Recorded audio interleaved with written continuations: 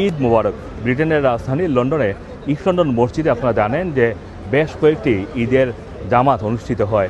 ঈদের জামাতের পর যাদের সাথে আমরা কথা বলেছি তারা অনেকেই ইরানের এই মুহূর্তে যে যুদ্ধ চলছে সেটার অবসান চাইছেন, অনেকেই বাংলাদেশের ঈদকে মিস করছেন।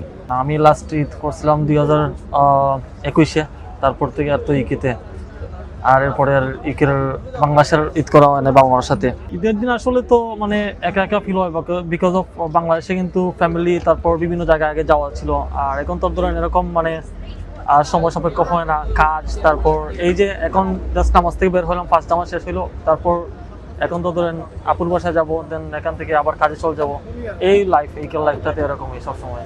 ঈদ মুবারক। প্রায় 33 বছর ধরে ঈদ করলাম। ডিফারেন্ট এখানে হয়, যেমন দেশে যদিও কেন সুন্দরভাবে আমরা ঈদ করাম, তারপরেও দেশে মিস করি। দেশের যে একটা আনন্দ কিংবা সবের সাথে মিল মিশাত, সবের সাথে চলাফেরা, এটা ওইটারে মিস করি।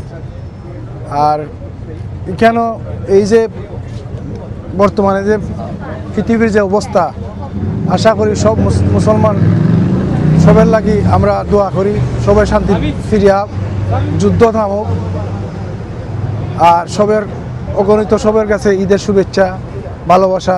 গত বছরে লাস্ট বাংলাদেশে ঈদ করছি। ঈদ মানেই ফ্যামিলি, আর এখানে যে ভাইদের সাথে ঈদ করতেছি এটাও ফ্যামিলি।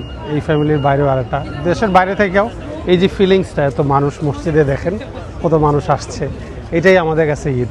মানুষগুলিরই দেখি, নামাজ পড়তে আসি, বাসা থেকে আজান শোনা যায়, এটাই সৌভাগ্য। সারা দুনিয়ার মানুষের ঈদের মুবারক, আর বাংলাদেশের মানুষের ঈদের মুবারক টুমরো।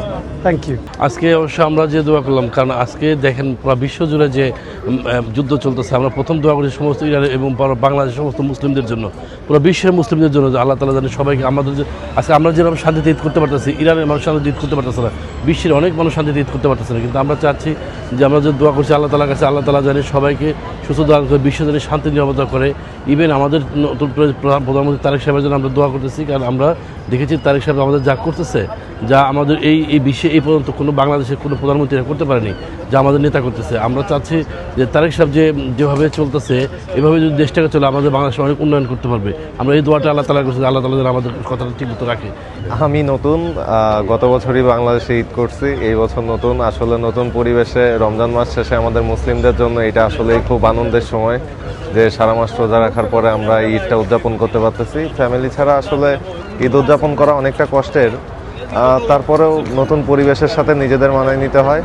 আর এইখানে আমরা ইস্ট লন্ডন মসজিদে আসলে অনেক ধর্মপ্রাণ মুসল্লি এক হয়ে প্রথম জামাতেই আমরা নামাজ আদায় করেছি, যার জন্য মহান রব্বুল আলামিনের কাছে লাখো কোটি শুকরিয়া।